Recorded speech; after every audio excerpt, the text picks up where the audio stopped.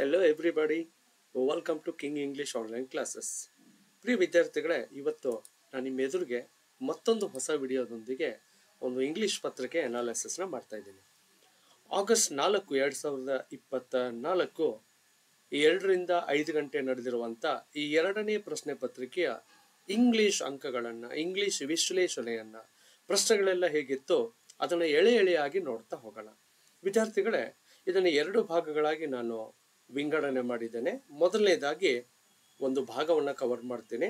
ಇನ್ನು ಚಾಲೆಂಜಿಂಗ್ ಇರುವಂಥದ್ದನ್ನು ಇನ್ನು ಕೆಲವೊಂದು ಪಾಯಿಂಟ್ಸ್ಗಳ ಜೊತೆಗೆ, ವಿತ್ ಕ್ಲೂಸ್ಗಳ ಜೊತೆಗೆ, ಹಿಂಟ್ಸ್ಗಳ ಜೊತೆಗೆ, ಟೆಕ್ನಿಕ್ಸ್ಗಳ ಜೊತೆಗೆ ಭಾಗ 2ರಲ್ಲಿ ನಾನು ನಿಮ್ಗೆ ಹೇಳ್ತಾ ಹೋಗ್ತೀನಿ. ಬನ್ನಿ, 4 ಆಗಸ್ಟ್ 2024 CAPF ಅಸಿಸ್ಟೆಂಟ್ ಕಮಾಂಡೆಂಟ್ ಜಾಬ್ಗೆ ಇರುವಂಥ ಒಂದು ಇಂಗ್ಲಿಷ್ ಪ್ರಶ್ನೆ ಪತ್ರಿಕೆ. ವಿದ್ಯಾರ್ಥಿಗಳೇ, ನಾನು ಬಸವರಾಜ ಸ್ವನಕ್ಕಿ ಆನ್ಲೈನ್ ಕ್ಲಾಸಸ್ಗಳನ್ನು ರಾಜ್ಯ ಸರ್ಕಾರ ಮತ್ತು ಕೇಂದ್ರ ಸರ್ಕಾರಿ ಇತರೆ ಪರೀಕ್ಷೆಗಳಿಗೆ ನಾನು ಇಂಗ್ಲೀಷನ್ನು ಪಾಠ ಮಾಡ್ತಾ ಇದ್ದೇನೆ. ಕಳೆದ 2 ದಶಕಗಳಿಂದ ನಾನು ಇಂಗ್ಲಿಷ್ ಕ್ಷೇತ್ರದಲ್ಲಿದ್ದೇನೆ. ಇದಾಗಿದೆ ನನ್ನ ನಂಬರ್ 8951880403. ನೀವು ಯಾವುದೇ ಪರೀಕ್ಷೆಗಳನ್ನು ಬರಿತಾ ಇದ್ದೀರಾ, ನಿಮಗೆ ಇಂಗ್ಲಿಷ್ ಕಷ್ಟ ಇದೆ, ಈ ನಂಬರ್ಗೆ ಡೈಲ್ ಮಾಡಿ. ಹೆಚ್ಚಿನ ವಿವರಗಳನ್ನು ನಾನು ನಿಮ್ಮ ಜೊತೆಗೆ ಮಾತಾಡ್ತೀನಿ. ನನ್ನ ಜೊತೆಗೆ ನೀವು ನಿಮ್ಮ ಕ್ವೆರೀಸ್ಗಳನ್ನು, ಎನ್ಕ್ವೈರಿ, ಏನು ಡೌಟ್ಸ್ ಕೇಳ್ಕೋಬಹುದು. ಇಷ್ಟವಾಗಿದ್ದರೆ ಖಂಡಿತ ನೀವು ನನ್ನ ಕ್ಲಾಸನ್ನು ಜಾಯ್ನ್ ಆಗ್ಬೋದು. ವಿದ್ಯಾರ್ಥಿಗಳೇ, ಮೊದಲನೇ ಪ್ರಶ್ನೆಗೆ ಬಂದು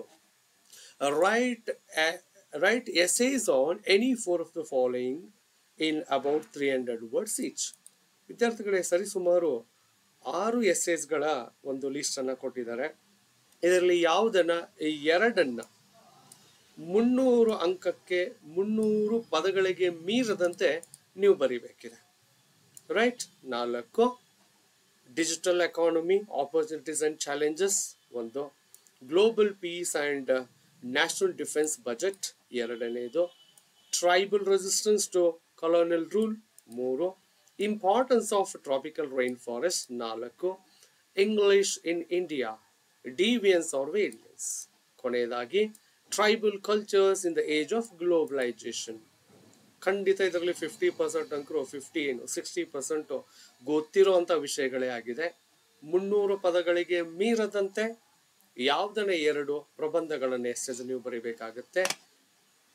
20 × 4 80 ಮಾರ್ಕ್ಸ್ ಇದೆ. 300 ಪದಕ್ಕೆ ಒಂದು ಎಸ್ಸೆನ ಬರೆದ್ರೆ 20 ಅಂಕಗಳು. ಹಾಗೆ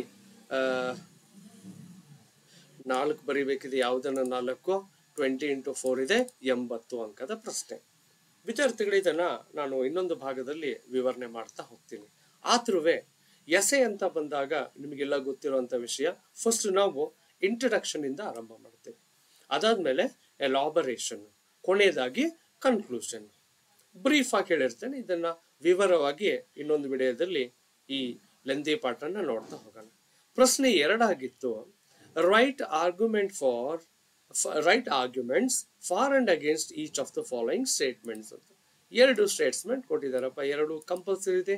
2ರ ಆರ್ಗ್ಯುಮೆಂಟ್ ನೀವು ಬರೀಲೇಬೇಕು. ಒಂದು ಅದರ ಪರವಾಗಿ, ಇನ್ನೊಂದು ಅದರ ವಿರುದ್ಧವಾಗಿ.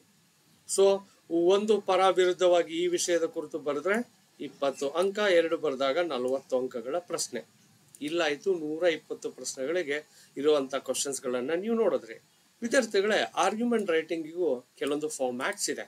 ಸೊ ಹೀಗಾಗಿ ತುಂಬಾ ಲೆಂದಿ ಆಗಿರೋದ್ರಿಂದ ಇದನ್ನ ಭಾಗವಾಗಿ ಇದನ್ನು ಕೂಡ ನೋಡ್ತಾ ಹೋಗೋಣ. ಹಾಗಾದ್ರೆ ಆರ್ಗ್ಯುಮೆಂಟಿಗೆ ಕೊಟ್ಟಿರುವಂತ ಟಾಪಿಕ್ಸ್ಗಳೇನಿದೆ, classical literature should be a component of the curriculum. Students, ನಮ್ಮ ಕ್ಯೂರಿಕಲಮ್ ಅಲ್ಲಿ ಈ ಕ್ಲಾಸಿಕಲ್ ಲಿಟರೇಚರು ಇದೊಂದು ಭಾಗವಾಗಿ ಅಧ್ಯಯನಕ್ಕೆ ಇರಬೇಕಾ ಬೇಡವಾ? ಇರಬೇಕು ಅಂದ್ರೆ ಏನಕ್ಕೆ, ಬೇಡ ಅಂದ್ರೆ ಏನಕ್ಕೆ ಬೇಡ ಅಂತ. Next, house work is unpaid labour. ಈ ಹೌಸ್ ವರ್ಕ್ ಅನ್ಪೇಯ್ಡ್ ಲೇಬರ್ ಕುರಿತು ಒಂದು ಫಾರ್ ಮಾತಾಡಬೇಕಿದೆ, ಇನ್ನೊಂದು ಅಗೇನ್ಸ್ಟ್ ಇದೆ. ರೈಟ್. ಇದನ್ನು ಕೂಡ ವಿವರಣೆ ನೋಡೋಣ. ಇನ್ನು 3ನೇ ಪ್ರಶ್ನೆ ಬಂದು ರಿಪೋರ್ಟ್ ರೈಟಿಂಗ್ ಅನ್ನ ಕೇಳಿದ್ದಾರೆ ವಿದ್ಯಾರ್ಥಿಗಳೇ. ಈ 2 ರಿಪೋರ್ಟ್ ರೈಟಿಂಗ್, 2 ಕಂಟೆಂಟ್, 2 ಅಂಶಗಳನ್ನು ಕೊಟ್ಟಿದ್ದಾರೆ. ಮೊದಲನೇದಾಗಿ voter turn out into on election. ನಿಮ್ಗೆಲ್ಲ ಗೊತ್ತಿದೆ ಎಷ್ಟು ಜನ ಮತ ಚಲಾಯಿಸ್ತಾರೆ ಅಂತ. ರೈಟ್. ಎಲೆಕ್ಷನ್ ಟೈಮ್ ಬಂದಾಗ ಅವರು ಟರ್ನ್ ಔಟ್ ಆಗಬೇಕಾ, ಇದರ ಕುರಿತು 200 ಪದಗಳನ್ನ ಮೀರದಂತೆ ಒಂದು ವರದಿಯನ್ನ ರೆಡಿ ಮಾಡಬೇಕಿದೆ. ಇದಕ್ಕೂ ಕೂಡ ಫಾರ್ಮ್ಯಾಟ್ ಇದೆ. ಹಾಗೆ ಇನ್ನೊಂದು ಅಂಶ ಬಂದು ರಿಹ್ಯಾಬಿಲಿಟೇಷನ್ ಆಫ್ ವಾರ್ ವಿಕ್ಟಿಮ್ಸ್. ಇದನ್ನ ಕುರಿತು ರಿಪೋರ್ಟ್ ಬರೀಬೇಕಿದೆ. ಒಟ್ಟಾಗಿ 1 ರಿಪೋರ್ಟ್ ಬರೆದಾಗ ನಮಗೆ 10 ಅಂಕಗಳಿರುತ್ತೆ. ಆ ರಿಪೋರ್ಟ್ ರೈಟಿಂಗ್ ನ ಫಾರ್ಮ್ಯಾಟ್ ಏನೆಲ್ಲ ಇದೆ ಸಪ್ರೇಟ್ ಆಗಿ ವಿಡಿಯೋ ಮಾಡ್ತಾ ಹೋಗ್ತೀನಿ ವಿದ್ಯಾರ್ಥಿಗಳು. ಈ ಪ್ರಶ್ನೆಯಲ್ಲಿ ನಿಮ್ಮ ಹೆಸರು ಒಂದು XYZ ಆಗಿರುತ್ತೆ ಅಥವಾ ನಿಮ್ಮ ABC ಅಂತ ಆಗಿರುತ್ತೆ. ಈ ರೀತಿಯನ್ನ ಬಳಸಿ ನಿಮ್ಮ ಮೇನ್ ಹೆಸರು ಇದೆಯಲ್ಲ, do not mention your name or address in the report ಅಂತ ಇಲ್ಲಿ ಹೈಲೈಟ್ ಮಾಡಿದ್ದಾರೆ. ಇದು ನಿಮ್ಮ ಗಮನದಲ್ಲಿ ಇರ್ಬೋದು. ರಿಪೋರ್ಟ್ ರೈಟಿಂಗ್ ಕೂಡ ನೋಡೋಣ ವಿದ್ಯಾರ್ಥಿಗಳ. 4ನೇದು ಬಂದು ಪ್ರೆಸಿ ರೈಟಿಂಗ್ ಕೊಟ್ಟಿದ್ದಾರೆ. ಪ್ರೆಸಿ ರೈಟಿಂಗ್ ನಿಮಗೆ ಗೊತ್ತಿದೆ, ಕೊಟ್ಟಿರುವಂತಹ ಪ್ಯಾಸೇಜ್ ಅನ್ನ, ಖಂಡಿಕೆಗಳನ್ನ, ಮ್ಯಾಟರ್ ಅನ್ನ, ವಿಷಯವನ್ನ 1/3 ರೆಡ್ಯೂಸ್ ಮಾಡಿ ಬರೀಬೇಕು. ಇದು ಕೂಡ ನೋಡೋಣ. ಇದೊಂದು ಹ್ಯೂಜ್ ಟಾಪಿಕ್ ಅಂತಾನೆ ಹೇಳ್ಬೋದು. Like essay writing, report writing, argument writing separate ಆಗಿ ನೋಡಿದಾಗ ಡೀಟೇಲ್ ಆಗಿ ನೋಡ್ತಾ ಹೋಗೋಣ ವಿದ್ಯಾರ್ಥಿಗಳೇ. ಈ ರೀತಿ ಒಂದು ಖಂಡಿಕೆಯನ್ನ ಕೊಟ್ಟಿದ್ದಾರೆ, ಇಮಿಗ್ರೆಂಟ್ಸ್ ಕುರಿತು ಕೊಟ್ಟಿರುವಂತದ್ದು. ನೀವು ಇದನ್ನು ಓದ್ತಾ ಹೋದಾಗ ಕೊನೆಯದಾಗಿ ನಿಮಗೆ ಗೊತ್ತಾಗುತ್ತೆ, ಸರಿಸುಮಾರು ಇಲ್ಲಿ 450 ಪದಗಳಿರುವಂತ ಈ ಒಂದು ರಿಪೋರ್ಟ್ ರೈಟಿಂಗ್ ನ ಕೊಟ್ಟಿದ್ದಾರೆ. ಖಂಡಿತ ಕೊನೆಯಲ್ಲಿ ಮೆನ್ಷನ್ ಮಾಡಿರ್ತಾರೆ ವಿದ್ಯಾರ್ಥಿಗಳ. ಇದಕ್ಕೆ ಆಗಿ ಒಂದು ಸಪರೇಟ್ ಶೀಟ್ ಕೊಟ್ಟಿರ್ತಾರೆ. ನೀವು ಅದರಲ್ಲೇ ಇದನ್ನ ಪ್ರೆಸಿ ರೈಟಿಂಗ್ ನ ಬರೀಬೇಕಾಗತ್ತೆ. ಇದು ಕೂಡ ನೋಡೋಣ. ಇದು 15 ಅಂಕದ ಪ್ರಶ್ನೆ. ಮುಂದಿನ ಪ್ರಶ್ನೆ ಬಂದು ಒಂದು ಪ್ಯಾಸೇಜ್ ಕೊಡ್ತಾರೆ. ಇದು ಸಿಂಪಲ್ ಆಗಿರುವಂತದ್ದು, ಅಂತ ಏನು ಡಿಫಿಕಲ್ಟ್ ಅಂತ ಇಲ್ಲ. ಆಲ್ರೆಡಿ ನೀವು ಸೆಕೆಂಡ್ PUC ನಲ್ಲಿ ಹಲವಾರು ಕಾಂಪಿಟೇಟಿವ್ ಎಕ್ಸಾಮ್ಗಳಿಗೆ ಈ ತರದ ನೀವು ಬರೆದಿದ್ದುಂಟು. ಇದರೊಂದು ಎರಡು ತಂತ್ರಗಳಿರುತ್ತೆ, 2 ಟೆಕ್ನಿಕ್ಸ್ ಇರುತ್ತೆ. ಅದೇನು ಅಂತ ಖಂಡಿತ ನೋಡ್ತಾ ಹೋಗೋಣ.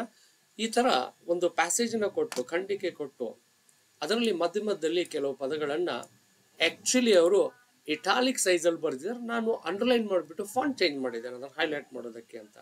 ವಿದ್ಯಾರ್ಥಿಗಳೇ, ಇದರ ಕುರಿತು ಪ್ರಶ್ನೆಗಳಿರುತ್ತೆ. ಆನ್ಸರ್ ಮಾಡಿದ್ರೆ 20 ಅಂಕಗಳು. ಇದು ಕೂಡ ಲ್ಯಾಂಗ್ವೇಜ್ ಸ್ಕಿಲ್ ಅಲ್ಲಿ ಒಂದು ರೀಡಿಂಗ್ ಸ್ಕಿಲ್ ಚೆನ್ನಾಗಿರ್ಬೇಕು, ಗಮನಿಸಬೇಕಾಗತ್ತೆ. ವ್ಯಾಕ್ಯಾಬ್ಯುಲರಿ ಚೆನ್ನಾಗಿರ್ಬೇಕಾಗಿರುತ್ತೆ. ಕೊಟ್ಟಿರೋ ಪ್ರಶ್ನೆ ಏನ್ ಕೇಳಿದ್ದಾರೆ ಈ ಪ್ಯಾಸೇಜ್ ಅನ್ನ ಹುಡುಕ್ಬಿಟ್ಟು ಅದರಲ್ಲಿ ನೀವು ಬರೀತಾ ಹೋಗ್ಬೋದು. ಇದನ್ನು ಕೂಡ ಸಪರೇಟ್ ಆಗಿ ನೋಡೋಣ ವಿದ್ಯಾರ್ಥಿಗಳು. ಇವತ್ತು ವಿಶೇಷ ಬಂದು ನಾನು ತುಂಬಾ ಈಸಿಯರ್ ಪಾರ್ಟ್ ಯಾವ್ದಪ್ಪ ಅಂದ್ರೆ, ಹೀಗೆ ಈ ಪ್ಯಾಸೇಜ್ ನಂತರ ಪ್ರಶ್ನೆಗಳಿದೆ, ಆ ಪ್ರಶ್ನೆಗಳಿಗೆ ಉತ್ತರ ನೀವು ಬರೀಬೇಕಾಗತ್ತೆ ವಿದ್ಯಾರ್ಥಿಗಳೇ. ಗ್ರಾಮರ್ ಪಾರ್ಟಿಗೆ ಹೋಗೋಕ್ಕಿಂತ ಮುಂಚೆ ಆಲ್ರೆಡಿ ವಿದ್ಯಾರ್ಥಿಗಳು ಈಗ PDO VAO ಕೊನೆಯ ಬ್ಯಾಚು ನನ್ನ ಆನ್ಲೈನ್ ಕ್ಲಾಸ್ ನಡೀತಾ ಇರುತ್ತೆ. ಬೆಳಗ್ಗೆ 6ರಿಂದ 7 ಇರುತ್ತೆ. ಸಾಯಂಕಾಲ 7ರಿಂದ 8, 8 ನೀವು ಸ್ಕೂಲ್ ಹೋಗಿದ್ದೀರಾ, ಕಾಲೇಜ್ಗೆ ಹೋಗೋರು ಇದ್ದೀರಾ, ವರ್ಕಿಂಗ್ ಇದ್ದೀರಾ ಅಲ್ವಾ, ಇನ್ಯಾವುದೋ ಕೆಲಸಗಳಿದ್ದೀರಾ, ಬಿಸ್ನೆಸ್ ಮೆನ್ ಇದ್ದೀರಾ, ಅವ್ರು ನೀವು ಗೃಹಿಣಿಯರಾಗಿದ್ದೀರಾ, ಕಾಂಪಿಟೇಟಿವ್ ಎಕ್ಸಾಮ್ ನೀವು ಬರೀಬೇಕಿದೆ, ಅದರ ಜೊತೆಗೆ ತುಂಬಾ ಚಾಲೆಂಜಿಂಗ್ ಆಗಿರುವಂತ ಇಂಗ್ಲಿಷ್ ಅನ್ನು ನೀವು ಕಲಿಬೇಕಿದೆ ಅಂತಂದ್ರೆ ನಿಮಗಾಗಿ ಆನ್ಲೈನ್ ಕ್ಲಾಸಸ್ ಇದೆ ವಿದ್ಯಾರ್ಥಿಗಳೇ.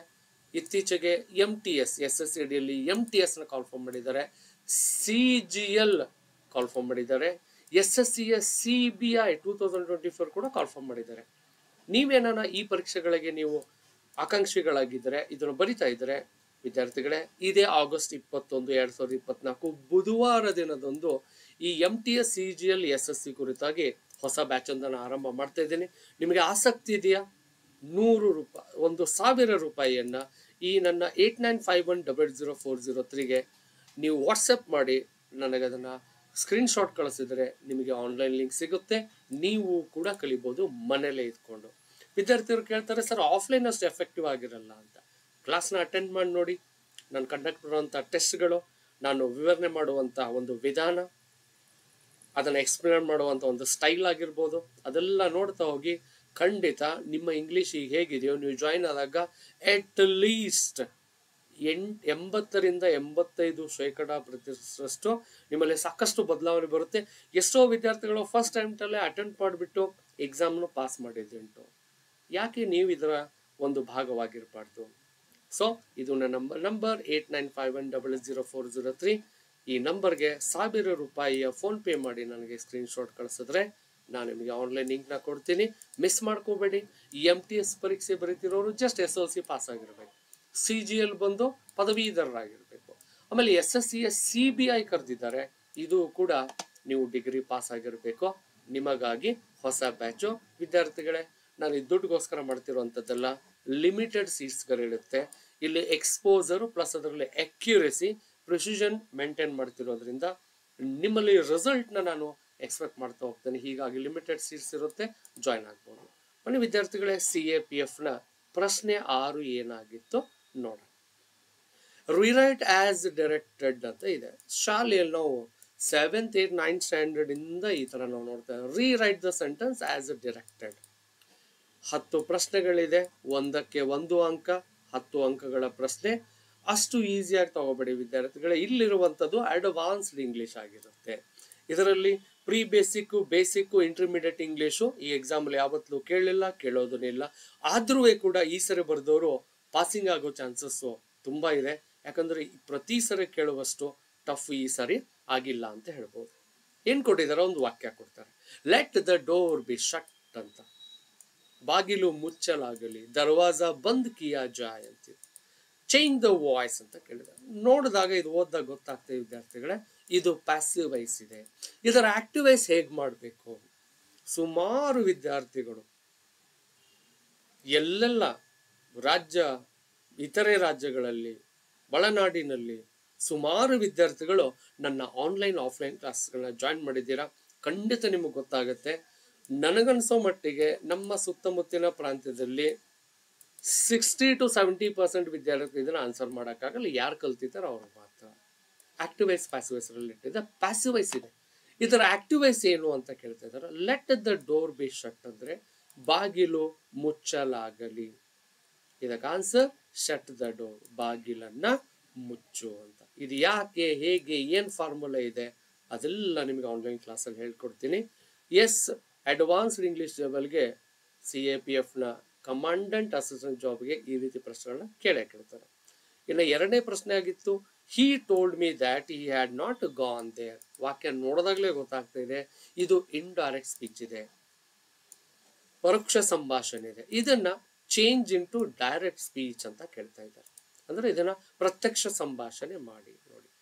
ಹಿ told me that he had not gone there. Tense ನ ನೋಡಿದಾಗ he had not gone there, ಇದು ಪಾಸ್ಟ್ ಪರ್ಫೆಕ್ಟ್ ಇದೆ, ಸಿಂಪಲ್ ಪಾಸ್ಟ್ ಆಗಬೇಕು. ನೋಡೋಣ ಇದೇನೆ ಅಂತ. ನೆಕ್ಸ್ಟ್, he told me ಅಂತ ಇದೆ, ಅಂದ್ರೆ he said to me ಅಂತ ಬರ್ಕೊಳ್ಳೋಣ. ಕಾಮಾ ಬರೆಯೋಣ.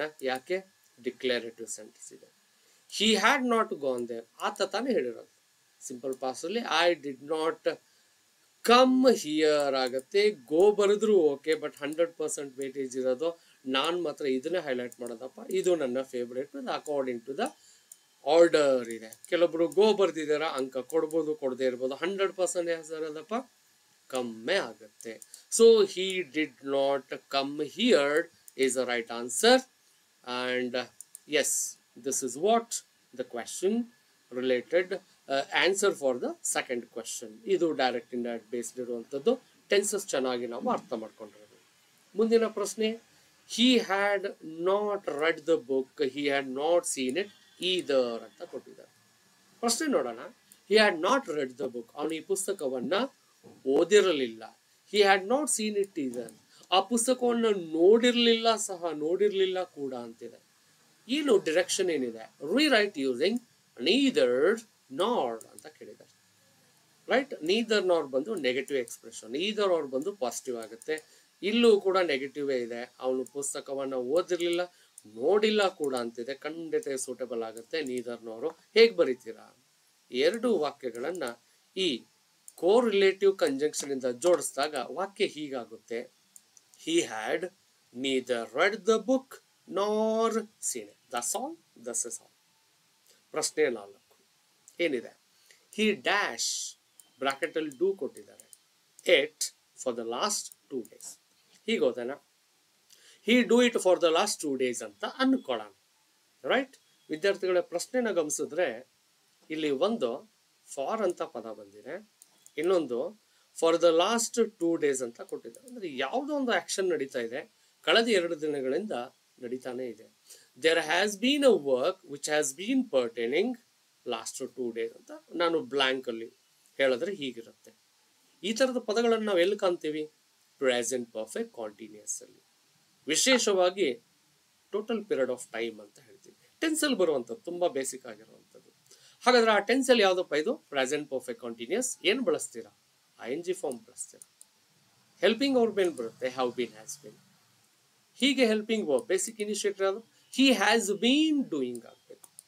So he has been doing it for the last 2 days. 100% right. ಇದೇ ನಾನು ಬ್ಲಾಂಕ್ ಅಲ್ಲಿ ಫಿಲ್ ಅಪ್ ಮಾಡಕ್ ಹೊರಟಿರೋದು. ಮುಂದಿನ ಪ್ರಶ್ನೆ, his brother is more intelligent ಅಂತ ಕೊಟ್ಟಿದ್ದಾರೆ. ಆತನ ಸಹೋದರ ಹೆಚ್ಚು ಜಾಣನಿದ್ದಾನೆ, ಹೆಚ್ಚು ತಿಳುವಳಿಕೆ ಉಳ್ಳವನು ಅಂತ ಕಂಪ್ಯಾರಿಟಿವ್ಲಿ. ನೋಡಿ, ಇದು ಕಂಪ್ಯಾರಿಟಿವ್ ಡಿಗ್ರಿ ಇದೆ. ಪ್ರಶ್ನೆ ಏನ್ ಕೇಳಿದ್ದಾರೆ? Direction change into negative without changing the meaning.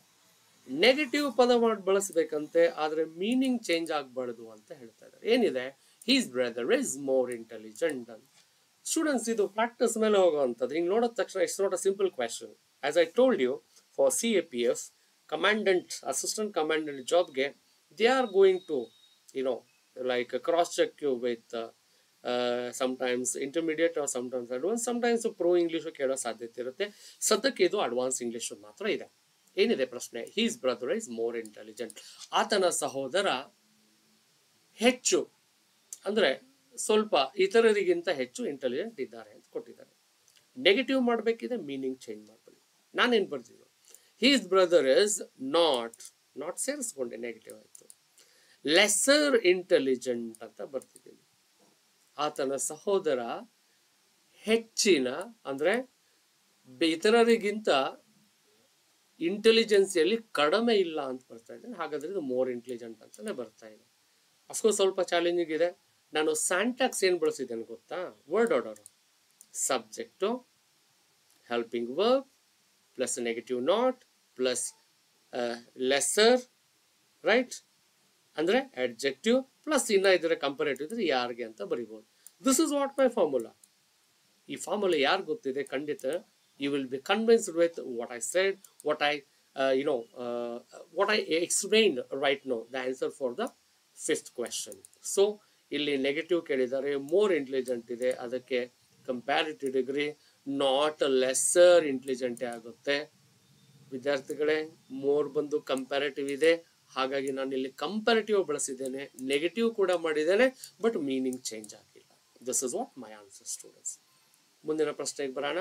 He is sitting dash shade of a tree. Insert the correct preposition in the blank ಅಂತ ಕೇಳ್ತಾರೆ. He is sitting dash shade of a tree. ಅವನು ಆ ಮರದ ನೆರಳ dash ಅಲ್ಲಿ ಕುಳಿತಿದ್ದಾನೆ. ಎಲ್ಲಿ? ನೆರಳಲ್ಲಿ ಅಂತ ಹೇಳ್ತಾರೆ. ಓ ಪೇಡ್ ಕೆ ಛಾವ್ ಮೇ ಬೈಠಾ ಹೈ. ಆತನು ಗಿಡ ಮರದ ನೆರಳಲ್ಲಿ ಕೂತಿದ್ದಾನೆ. ಅಂಡರ್ ಆಗಲ್ಲ ವಿಶೇಷವಾಗಿ. ಬಿನೀತು, ಅಂಡರ್ನೀತು, ಅಂಡರು, ಡೌನ್ ಖಂಡಿತ ಆಗಲ್ಲ. ಪ್ರಪೋಷನ್ ಓದಿರ್ಬೇಕು ವಿದ್ಯಾರ್ಥಿಗಳೇ. ಇದು ಪ್ಲೇಸ್ ಪ್ರಪೋಷನ್ ಇದೆ. So my answer is he is sitting in the shade of a tree ಆಗುತ್ತೆ. So this is going to the right answer. ಮುಂದಿನ ಪ್ರಶ್ನೆ ನೋಡೋಣ. He is very strong, he can defeat his enemies. ಅವನ calibre ಕುರಿತು ಮಾತಾಡ್ತಿದ್ದೆ. ಅವನು ಎಷ್ಟು strong ಆಗಿದ್ದಾನಂದ್ರೆ ತನ್ನ ಶತ್ರುಗಳನ್ನ ಹೀಗೆ ಅವ್ರನ್ನ ಸೋಲಿಸಾಕ್ಬಿಡ್ತಾನೆ ಅಂತ. ಏನಿದೆ ಡಿರೆಕ್ಷನ್ನು? Combine the two sentences using enough. Enough ಪದವನ್ನು ಬಳಸಿ ಎರಡು ವಾಕ್ಯಗಳನ್ನ ಜೋಡಿಸಿ ಅಂತ ಕೊಡಿ. ಸೊ enough ಲಿಂಕ್ ಮಾಡಿ ಅಂತ ಕೇಳಿದ್ದಾರೆ. ನನ್ನ ಉತ್ತರ ನೋಡಿ. He is strong enough to defeat his enemies. Simple line ಅಲ್ಲಿ ಬರ್ತಿದ್ದೀನಿ. ಅವನು ತನ್ನ ಶತ್ರುಗಳನ್ನು ಸೋಲಿಸುವಲ್ಲಿ ಅತ್ಯಂತ ಪ್ರಭಾವಶಾಲಿಯಾಗಿದ್ದಾನೆ. I have mixed, but I have used strong ಜೊತೆಗೆ ಇನಫ್ ಪದವನ್ನು ಇಲ್ಲಿ ಬಳಸಿದ್ದೇನೆ. ಹಿ ಸ್ಟ್ರಾಂಗ್ ಇನಫ್ ಅಂತಂದ್ರೆ is very strong to defeat his enemies ಅಂತ ಇದೆ. Right, this is how we use it. ಮುಂದಿನ ಪ್ರಶ್ನೆ. The cat jumped dash the fence ಅಂತ ಇದೆ. ಫೆನ್ಸ್ ಅಂತ ಕೊಟ್ಟಿದ್ದಾರೆ ಅಂದ್ರೆ ಬೇಲಿನೇ ಇರುತ್ತೆ. ರೈಟ್, ಕ್ಯಾಟ್ ಜಂಪ್ಡ್ ಒಂದು ಅಂಡರ್ ಅನ್ನ ಕೇಳಬೇಕು ಅಥವಾ ಕೆಳಗಿಂದ ಅಥವಾ ಮೇಲಿಂದ. ಯಾ ಓ ಫೆನ್ಸ್ ಗೆ ಊಪರ್ ಸೆ ಕೂದಾ ಹೈ ಬಿಲ್ಲಿ, ಯಾ ಫೆನ್ಸ್ ಗೆ ನೀಚೆ ಅಂತ ಇರ್ಬೇಕು. ಎರಡು ಬರೀಬಹುದು. ಏನ್ ಕೇಳಿದ್ದಾರೆ? Fill in the blanks using correct preposition. Yes, guessing is right. ಸರಿಯಾದ ಪ್ರಪೋಸಿಷನ್ ನ ಬಳಸಿ ಅಂತ. ದ ಕ್ಯಾಟ್ ಜಂಪ್ಡ್, ಜಂಪ್ ಮಾಡಿದೆ ಅಂದ್ರೆ ಮೇಲಿಂದ ಹೋಗಿರುತ್ತೆ, ಕೆಳಗಿನ ಸಾಧ್ಯನೇ ಇಲ್ಲ. ಕೆಳಗಡೆ ಹೋಗ್ತಾ ಇದೆ ಅಂದ್ರೆ ಬಾಗಿ ಕ್ರೌಚಿಂಗ್ ಆಗಿ ಹೋಗಿರ್ಬೇಕು. ರೈಟ್, ಜಂಪ್ ಅಂತ ಕೊಟ್ಟಿದ್ದಾರೆ, ಮೇಲಿಂದಾನೆ ಬರೀಬೇಕು. So one of the right answer, the cat jumped over the fence ಅಂತ ಬರೀತಾ ಇದ್ದಾರೆ ವಿದ್ಯಾರ್ಥಿಗಳೇ. On, over, above, up, upon, on to, top, bottom ಇಷ್ಟೆಲ್ಲ ಇದೆ. ಅದರಲ್ಲಿ ಓವರ್ ಏನಕ್ಕೆ ಬರ್ತಾ ಇದೆ? ಓವರ್ ಬಳಸುವಾಗ ಪ್ರತಿಯೊಂದು ಪ್ರಪೋಷನ್ಗೆ ಅದರದೇ ಆದಂತ ವಿಶೇಷ ಅರ್ಥಗಳಿದೆ. So over is a perfect preposition for this scenario. Right, hope you understand. Next ಬರ್ತಾ ಇದ್ದೀನಿ. He gave a modest answer to the question ಅಂತ ಕೊಟ್ಟಿದ್ದಾರೆ. ಅವನು ಕೇಳಿರುವ ಪ್ರಶ್ನೆಗೆ ಮಾಡೆಸ್ಟ್ ಉತ್ತರವನ್ನ ಕೊಟ್ಟ ಅಂತ ಇದೆ. What is the question then? The direction is rewrite the sentence changing the adjective into adverb. ಈ ವಾಕ್ಯದಲ್ಲಿ ಒಂದು adjective ಇದೆ, ಅದನ್ನು adverb ಆಗಿ ಕನ್ವರ್ಟ್ ಮಾಡಿ ಅಂತ. ಸ್ಟೂಡೆಂಟ್ಸ್ adjective ಬಂದು ವಿಶೇಷವಾಗಿ ನಾನ್ ಅಥವಾ ಪ್ರನೌನ್ ಡಿಸ್ಕ್ರೈಬ್ ಮಾಡಕ್ ಬಳಸ್ತಿರ್ತಾರೆ, ಲೈಕ್ ಹೊಗಳೋದಕ್ಕೆ ತೆಗೆದು. ಅದನ್ನ adverb ಮಾಡಿ ಎಂದಿದ್ದಾರೆ ಅಂತಂದ್ರೆ ನಾವು ಕ್ರಿಯಾಪದವನ್ನ ಮಾಡಿಫೈ ಮಾಡಬೇಕಾಗುತ್ತೆ. That's what parts of speech ಅಲ್ಲಿ noun, pronoun, adjective, verb, adverb, prepositions, conjunctions, interjection. Adverb is a part of parts of speech. And it is going to modify the verb. ಕ್ರಿಯೆ ವೈಶಿಷ್ಟ್ಯತೆ ಅನ್ನೋದನ್ನ ಏನ್ ಮಾಡ್ತಾ ಇರುತ್ತೆ, ಮಾಡಿಫೈ ಮಾಡ್ತಾ ಇರುತ್ತೆ. ಹಾಗಾದ್ರೆ ಹೇಗೆ ಬರೆಯೋಣ? So he gave a modest answer. ಎಂತ ಆನ್ಸರ್ ಕೊಟ್ಟ? modest answer. ಆನ್ಸರ್ನ ಡಿಸ್ಕ್ರೈಬ್ ಮಾಡ್ತಾ ಟು ದ ಕ್ವೆಶನ್ ಅಂತಿದೆ. ಆನ್ಸರ್ ಏನಾಗುತ್ತೆ ಗೊತ್ತಾ? he answered the question modestly. ಆ ಕ್ವಶನ್ಗೆ, ಪ್ರಶ್ನೆಗೆ ಉತ್ತರಿಸಿದ. ಹೇಗೆ ಉತ್ತರಿಸಿದ? modestly. It is what adverb of manner. The way he answered the question. This is called adverb of manner. This is manner. Most of the adverbs end with ly. Some of they won't end with ly.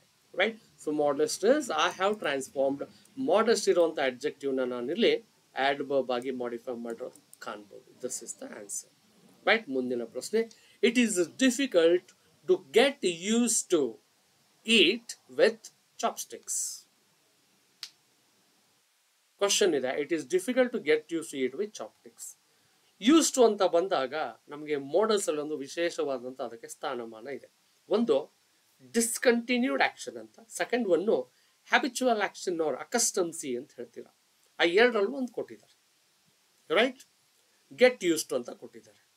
ಒಂದು ಗಮನಿಸಿ ವಿದ್ಯಾರ್ಥಿಗಳೇ, it is difficult to get use to eat with ಚಾಪ್ಸ್ಟಿಕ್ಸ್.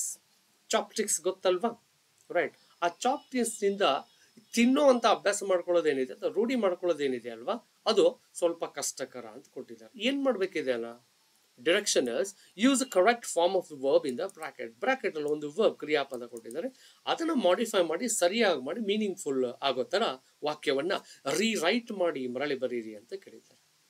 Students ಒಂದು ಗಮನಕ್ಕಿರಲಿ, ವಿಶೇಷವಾಗಿ ಈ use to ಜೊತೆಗೆ is ಬಂದಾಗ ಅಲ್ಲಿ ING form ಜರನ್ನ ನಾವು ಬಳಸ್ತಾ ಹೋಗ್ತೀವಿ. ವಿಶೇಷವಾಗಿ ಈ ಜಾಗ ಇದೆಯಲ್ಲ, it is difficult to get use to, is ಆಗಿರ್ಬೋದು ಆರ್ ಆಮ್ ಆಗಿರ್ಬೋದು, ಆರು, ಈ ಮೂರನ್ನ ಪ್ರೆಸೆಂಟ್ ಕಾಂಟಿನ್ಯೂಸ್ ಟೆನ್ಸ್ ಅಲ್ಲಿ ಬಳಸ್ತೀವಿ. But it is not present continuous. Be form, have form, do form ಅಂತಿದೆ, ಅದೆಲ್ಲ ಬೇರೆ ವಿಷಯ, ಆಮೇಲೆ ನೋಡೋಣ. ಈ ಆಮರ್ ಈಸ್ ಬಂದಾಗ ವಿಶೇಷವಾಗಿ ಇಲ್ಲಿ ING ಫಾರ್ಮ್ ಬರುತ್ತೆ. So it is difficult to get use to eating with chopsticks ಅಂತ ಬರಿತೀವಿ. ಈಟಿಂಗ್ ಅಂದ್ರೆ ತಿನ್ನುವಿಕೆ ಅಂತ ಬರುತ್ತೆ. ಇದನ್ನ ಜರಣ್ ಅಂತ ಹೇಳ್ತಾರೆ, ಇಲ್ಲೇ ಹೈಲೈಟ್ ಮಾಡಿದ್ದೇವೆ ನಾವು. So this is going to be the right answer. Right? ಮುಂದಿನ ಪ್ರಶ್ನೆ ಇಂಪಾರ್ಟೆಂಟ್ ಆಗಿರುವಂಥದ್ದು. ಸ್ಟೂಡೆಂಟ್ಸ್ ಫ್ರೇಸಸ್ ಕೊಟ್ಟಿದ್ದಾರೆ. ಫಸ್ಟ್ ಅದರ ಅರ್ಥ ಏನು ಅಂತ ನೀವು ಕಂಡುಹಿಡಿಬೇಕಿದೆ. ಅದರ ಜೊತೆಗೆ ಅದನ್ನು ನೀವು ನಿಮ್ಮ ವಾಕ್ಯಗಳಲ್ಲಿ ಬಳಸಬೇಕಿದೆ. ಪ್ರತಿಯೊಂದು ಎಕ್ಸಾಮ್ ಅಲ್ಲಿ ಕಾಮನ್ ಆಗಿ ಕೇಳುವಂಥದ್ದು. ಈ CAPF ಅಸಿಸ್ಟೆಂಟ್ ಕಮಾಂಡೆಂಟ್ ಜಾಬ್ ಅಲ್ಲಿ ಕಂಪಲ್ಸರಿ ಕ್ವಶನ್ ಅಂತ ಹೇಳಿದ್ರು ತಪ್ಪಾಗಲಾರ್ದು. Well, let's look at the question. Write one sentence each using the following phrases to bring out their meaning clearly. Do not change the form of the given phrases. ಈ ತರ ಒಂದು phrase ಕೊಟ್ಟಿದ್ದಾರೆ, bring out ಅಂತ. ಅದರ ಅರ್ಥ ಏನಪ್ಪ? Reveal R expose ಅಂತ ಹೇಳ್ತೀರ. ಇದನ್ನು ವಾಕ್ಯದಲ್ಲಿ ಬಳಸಬೇಕಲ್ವ? So have we written bring out. Vanar has brought out the might of Hanuman. ವಾನರ್ ಏನ್ ಮಾಡಿದ್ರು, ಹನುಮಾನಿಗೆ ಆತನ ಶಕ್ತಿ ಏನು ಅನ್ನೋದನ್ನ ಅವನನ್ನ ಹಾಡಿ ಹೊಗಳಿ ಫುಸಲಾಯಿಸಿ, they brought out the might of the Hanuman before he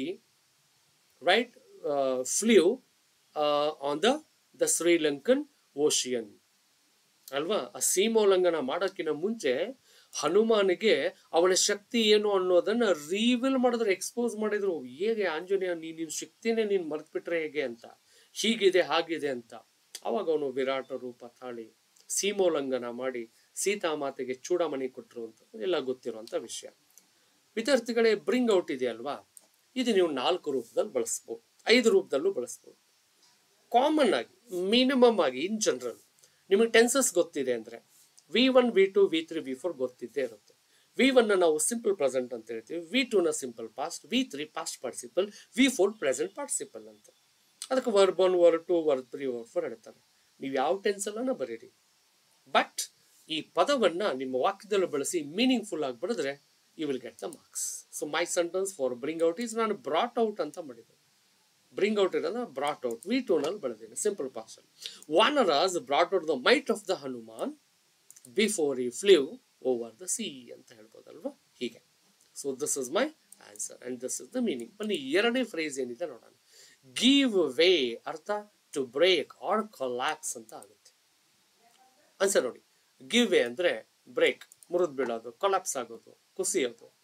flood gave away the strong bridge in our area. Simple sentence students, you have to use ಯುನ ಸೆಂಟೆನ್ಸ್ ಅಲ್ಲಿ ಬಳಸ್ಬಿಟ್ಟು ಮೀನಿಂಗ್ ಕೊಡಬೇಕು, ಮಾರ್ಕ್ಸ್ ತಗೊಂಡು ಪಾಸ್ ಆಗ್ತಾ ಇರಿ. Give way is nothing but to break or collapse. Flood gave away the strong bridge in our area. ಈ ನೆರೆಹಾವಳಿಗೆ ನೀರು ನುಗ್ಗಿ ಬಂತಲ್ವಾ, ಅದು ನಮ್ಮ ವಲಯದಲ್ಲಿ ಏರಿಯಾದಲ್ಲಿರುವಂತ ಬ್ರಿಡ್ಜ್ ಅನ್ನು ಏನ್ ಮಾಡಿದ್ಬಿಡ್ತು, ಕೆಡವ್ತು ಅಥವಾ ಮುರಿದು ಹಾಕ್ತು, ಬೀಳಿಸ್ತು, ಬ್ರೇಕ್ ಮಾಡ್ತು ಅಂತ. We can write your any one sentence. ಹಾಗೆ ಮೂರನೇದಾಗಿ ಲುಕ್ ಇನ್ ಟು ಅಂತ. What you mean by look into? To examine the fact about a problem or a situation. Situation ಹೇಗಿದೆ ಅದನ್ನ ಚಾಂಪಿಯನ್ ಮಾಡುವಂಥದ್ದು, ಅದನ್ನ ಲುಕ್ ಇನ್ ಟು ಅಂತ ಹೇಳ್ತಾರೆ. ನೀವೇನೋ ಪರ್ಚೇಸ್ ಮಾಡ್ತಿದ್ದೀರಾ ಅಂದ್ರೆ ಎನ್ಕ್ವೈರಿ ಮಾಡ್ತೀರಾ, ಹೇಗೆ ಏನು ಅಂತ. ದಾಟ್ಸ್ಕೊಂಡು ಲುಕ್ ಇನ್ ಟು. ನಮ್ಮ ಮನೆ ಮಗಳನ್ನ ಇನ್ನೊಂದು ಮನೆಗೆ ಕೊಡ್ತಾ ಇದ್ದೀರಾ ವಿವಾಹ ಬಂಧನದಲ್ಲಿ ಅಂತಂದ್ರೆ we look into the background of the boy with whom we are getting our daughter marriage. ಅದನ್ನು ಲುಕ್ ಇನ್ ಟು ಅಂತ ಹೇಳ್ತಾರೆ. My sentence is very simple. I am looking into buying a new car. ನಾನೊಂದು ಕಾರ್ನ purchase ಮಾಡಬೇಕಿದೆ. ಈಗ ಎಲ್ಲ ಶೋರೂಮ್ಗಳು ಏನು ಮಾಡ್ತಾರೆ, I am examine the fact and problems of situation. High end vehicles ಏನಿದೆ, ಏನೆಲ್ಲ ಫೀಚರ್ಸ್ ಇದೆ, ಸೇಫ್ಟಿ ಮೇಜರ್ಸ್ ಏನಿದೆ, ಕಲರ್ಸ್ ಯಾವ್ಯಾವ ಕಾಂಬಿನೇಷನ್ ಇದೆ, ಎಲ್ಲ ಎಕ್ಸಾಮೈನ್ ಮಾಡ್ತಾರೆ. That as called look into. You can write any simple sentence, you will get the marks. Next one, get along. What you mean by get along? ಒಂದು ಸ್ನೇಹ ಬಾಂಧವ್ಯನ ಇಟ್ಕೊಳ್ಳೋದು, maintain ಮಾಡೋದು ಅಂತ. Being together, having friendly relation with someone, somebody, something like friendly relation. Get along. ನನ್ನ ವಾಕ್ಯ ನೋಡಿ, I get along with my school friends even now. ವಿಶೇಷವಾಗಿ ಶಾಲಾ ದಿನಗಳು ಮುಗಿದೋಯ್ತು ಅಂದ್ರೆ ಬೇರೆ ಬೇರೆ ಕಾಲೇಜು, ಊರು, ನಗರ, ಸಿಟಿ, ಪಟ್ಟಣ ಹೋಗ್ಬಿಟ್ರೆ ಯಾವಾಗ we meet once in a blue Moon ಅಂತಾನೆ ಹೇಳ್ಬೋದು. ಹುಣ್ಣಿಮೆಗೆ, ಪೌರ್ಣಿಮೆಗೆ ಒಮ್ಮೆ, ಹುಣ್ಣಿಮೆ ಅಮಾಸೆಗೆ ಮೀಟ್ ಮಾಡೋದು ಅಂತ ಹೇಳ್ತಾರೆ. ಬಟ್ ನಾನು ಇವಾಗ್ಲೂ ಅದೇ ಫ್ರೆಂಡ್ಲಿ ರಿಲೇಶನ್ಶಿಪ್ ಅಲ್ಲಿ ನಾನೇನಿದ್ದೀನಿ, ನನ್ನ ಶಾಲಾ ಸ್ನೇಹಿತರ ಜೊತೆಗೆ ಅದೇ ಬಾಂಧವ್ಯ, ಅದೇ ಸ್ನೇಹದಿಂದ ಇದ್ದೇನೆ. I get along with my school friends even now with every one ಅಂತ ಹೇಳುವಾಗ get along. You can write your own example. Next one, bring about. What you mean by bring about? To cause something to happen. ಅದು ಸಂಭವಿಸುವಂತೆ ಮಾಡುವಂಥದ್ದನ್ನ we call bring about. Anything bring about. Rohan's thrifty nature. What you mean by thrifty nature? ಇದೊಂದು ವೆಚ್ಚ ಮಾಡುವಂಥದ್ದು. Spendthrift ಅಂತ ಹೇಳ್ತಿರಲ್ವಾ. Rohan's thrifty nature brought about his well establish business decline. Business to declination. What is declination? ಅವಸಾನ. ಈ ರೋಹನ್ ಇದಾನಲ್ವಾ, ಈ ದುಂದು ವೆಚ್ಚ ಮಾಡುವಂತ ಒಂದೇನು ಅವನಿಗೊಂದು ನೇಚರ್ ಇದೆ ಅಲ್ವಾ, ಆ ಒಂದು ಚಟ ಅಂತೀರಾ ಅಥವಾ ಆ ಒಂದು ಪ್ರಾಕ್ಟೀಸ್ ಇದೆ ಅಲ್ವಾ, ಅವನನ್ನ ವೆಲ್ ಎಸ್ಟಾಬ್ಲಿಷ್ ಆಗಿರುವಂತ ಬಿಸ್ನೆಸ್ ನ ನೆಲಸಮ ಮಾಡೋದಕ್ಕೆ ಅವನಿಂದ ಆಯ್ತು. ಎದರಿಂದ? ಅವನ ಥ್ರಿಫ್ಟಿ ನೇಚರ್ ಇಂದ. I am criticising Rohan of his attitude ಅಂತ ಹೇಳ್ಕೊಬೋದು. You can write any examples, right? Next one, question number C ಬಂದು, correct the following sentences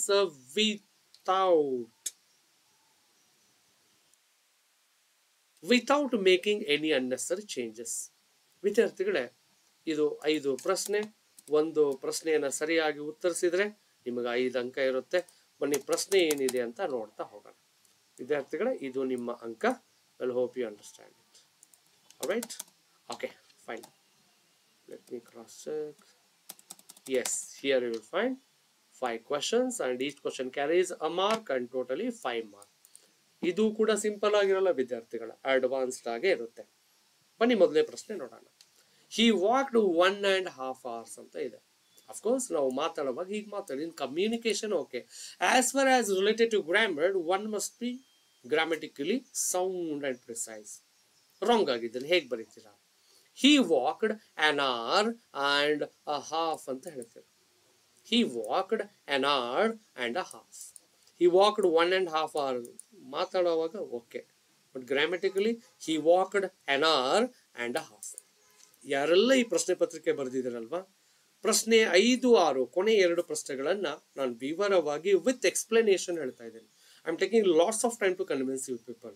ಎಷ್ಟು ಜನ ಬರೆದಿದ್ದೀರಲ್ವಾ, ನೀವೆಲ್ಲ ನಿಮ್ಮ ಅಂಕಗಳು ಎಷ್ಟು ಬಂದಿದೆ, ನಿಮ್ಮ ಉತ್ತರ ಏನಿದೆ ಎಲ್ಲ ಚೆಕ್ ಮಾಡ್ಕೊಳ್ಳಿ. ಚೆಕ್ ಮಾಡಿಕೊಂಡು ಎಷ್ಟು ಅಂಕ ಬಂದಿದೆ ನೋಡಿ. ಮುಂದಿನ ಭಾಗದಲ್ಲಿ essay writing, precis writing, less argument writing, that we will see in the later classes. The easier part I just finish it off. One more question. What is the question?